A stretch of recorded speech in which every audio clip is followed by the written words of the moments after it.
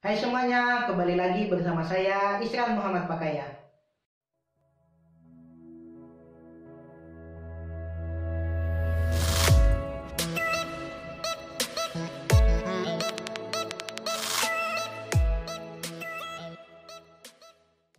Pada kesempatan kali ini saya akan kembali membahas tentang KIP kuliah.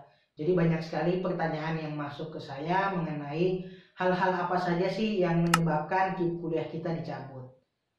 Nah, melalui video ini saya akan menjawab pertanyaan teman-teman. Yang pertama, hal yang menyebabkan KIP kuliah teman-teman bisa dicabut adalah teman-teman tidak bisa mempertahankan IPK yang sudah ditentukan. Jadi syarat IPK juga ini berbeda setiap kampus teman-teman. Ada yang menentukan 3,0, kemudian ada juga yang menentukan 2,75 tergantung kampusnya. Jadi ketika teman-teman tidak mencapai batas IPK tersebut, maka status teman-teman sebagai penerima KIP kuliah bisa dicabut. Namun pencabutannya itu tidak pertama kali saat teman-teman tidak bisa memenuhi IPK tersebut. Jadi misal teman-teman semester 2 tidak bisa sampai IPK-nya, maka teman-teman akan diberikan peringatan oleh pihak kampus. Nah, ketika kedua kali teman-teman juga di semester 3 tetap tidak memenuhi, baru KIP kuliah teman-teman dicabut, sehingga teman-teman akan diberikan peringatan terlebih dahulu, baru yang kedua kali ketika teman-teman tetap tidak bisa mempertahankan IPK, barulah KIP kuliah teman-teman dicabut. Jadi pemerintah punya maksud teman-teman mengenai batasan IPK ini. Kalau sekarang kan teman-teman mau ketika lulus mau mendaftar kerja, perusahaan, kemudian lembaga-lembaga itu juga mensyaratkan IPK teman-teman minimal 2,75 atau 3,0, sehingga nanti ketika teman-teman lulus, ijazah teman-teman, IPK teman-teman itu bisa digunakan untuk mendaftar pekerjaan. Karena kan memang sejatinya KIP kuliah ini adalah beasiswa pemutus mata rantai kemiskinan. Diharapkan ketika teman-teman nanti lulus kuliah, teman-teman langsung mendapat pekerjaan, kemudian mengubah kondisi ekonomi teman-teman, kondisi ekonomi keluarga teman-teman.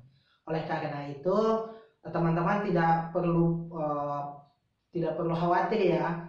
IPK ini sebenarnya adalah hal yang mudah untuk teman-teman dapatkan sesuai standarnya, asal teman-teman rajin kuliah, absen tidak pernah bolong, kemudian tugas-tugas selalu dikerjakan, kemudian teman-teman aktif di kelas, insya Allah IPK 3,0 itu akan sangat mudah teman-teman dapatkan. Tapi ini kembali lagi ke sistem penilaian kampus masing-masing ya, karena saya tidak bisa mengeneralisir sistem penilaian masing-masing kampus. Tapi secara umum, jika 3 hal tersebut teman-teman lakukan, insya Allah IPK yang disyaratkan akan teman-teman bisa penuhi. Nah, kemudian hal kedua yang dapat menyebabkan KIP kuliah teman-teman dicabut, yaitu teman-teman putus kuliah atau tidak melanjutkan pendidikan. Jadi ketika teman-teman memutuskan untuk berhenti kuliah, teman-teman bekerja, maka secara otomatis KIP kuliah teman-teman itu akan dicabut. Jadi ketika teman-teman sudah menyelesaikan pendidikan, misalnya juga ada yang 3,5 tahun, jadi yang tahun keempat itu sudah tidak menerima lagi. Jadi intinya ketika teman-teman masih terdaftar sebagai mahasiswa, IPK teman-teman masih dilaporkan oleh pihak kampus kepada kementerian, itu teman-teman masih tercatat sebagai penerima KIP kuliah. Kemudian ada pertanyaan yang masuk, Kak, kalau saya cuti, saya sakit, saya harus pulang ke rumah, harus dirawat oleh orang tua, apakah KIP kuliah saya akan dicabut? Nah, ketika teman-teman kondisinya seperti ini, tetap akan dicabut teman-teman. Kenapa? Karena pihak kampus itu setiap semesternya itu kan harus melaporkan IPK teman-teman. Jadi ketika nanti ke teman-teman cuti, kan tidak ada yang dilaporkan tuh oleh pihak kampus. Pihak kementerian pasti tidak mau tahu. Intinya teman-teman harus menyelesaikan perkuliahan dengan rentang waktu yang sudah ditetapkan. Kalau S1 ya 4 tahun. Jadi kalau teman-teman cuti kan pasti akan mundur. Nah, kementerian tidak akan mau seperti itu. Jadi teman-teman pikirkan masak-masak, pikirkan baik-baik ketika teman-teman memutuskan untuk cuti kuliah. kemudian yang ketiga yang menyebabkan KIP kuliah teman-teman dicabut yaitu teman-teman memutuskan menikah. Jadi menikah ini kan hal yang juga tidak bisa kita halang-halangi ya kan, jodoh orang itu nggak ada yang tahu. Tapi kan bahkan banyak kampus itu melarang penerima beasiswa KIP kuliah untuk menikah. Kenapa demikian? Misalnya kalau yang cewek kan kalau ketika nanti dia mengandung, hamil, itu kan harus cuti kuliah, ya sama saja juga KIP kuliahnya akan dicabut. Nah, atau ada kampus atau pemerintah mengatakan bahwasannya ketika teman-teman memutuskan untuk menikah, teman-teman sudah dianggap layak, teman-teman kan sudah mau tuh menafkahi anak orang, berarti teman-teman harusnya sudah bisa membiayai untuk perkuliahannya. Jadi teman-teman yang ingin menikah ketika menerima beasiswa KIP kuliah, sebaiknya teman-teman pikirkan masak-masak terlebih dahulu. Kalau memang sudah tidak bisa ditunda sampai teman-teman lulus, ya teman-teman harus siap dengan konsekuensinya. Teman-teman ya akan dicabut KIP kuliahnya, kemudian teman-teman harus membayar biaya kuliah secara mandiri. Kemudian yang keempat yaitu teman-teman terbukti terlibat dalam tindak pidana. Kampus kan pasti ingin menjaga nama baik mereka. Kampus ingin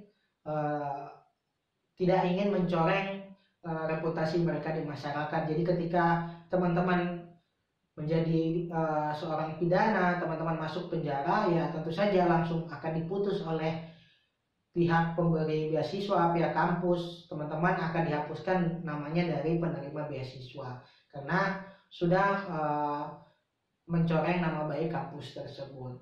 Nah, ini juga agak tricky ya ketika teman-teman masuk ke dunia perkuliahan, teman-teman menjadi sosok mahasiswa yang kritis, teman-teman ikut demo. Nah, bisa saja hal itu dibenarkan, tapi kan status teman-teman adalah penerima beasiswa, jadi teman-teman harus bisa membatasi diri. Ketika hal-hal yang berbau kritisme, teman-teman mengkritik rektor, mengkritik dekanat misalnya, teman-teman harus memikirkan konsekuensinya. Ketika nanti mereka tersinggung, mereka merasa teman-teman mencoreng nama baik kampusnya, bisa saja teman-teman dicabut KIP kuliahnya. Tapi yang jelas demo tidak dilarang teman-teman. Silahkan teman-teman menjadi mahasiswa yang kritis, tapi kritis yang mempunyai batasan, karena teman-teman adalah penerima beasiswa KIP kuliah. Teman-teman harus menjaga nama baik kampus, kemudian juga teman-teman harus menjadi mahasiswa yang berprestasi, mahasiswa yang mempunyai karya-karya yang banyak. Kemudian yang kelima yang bisa menyebabkan KIP kuliah teman-teman dicabut yaitu ketika kampus melakukan peninjauan ulang teman-teman.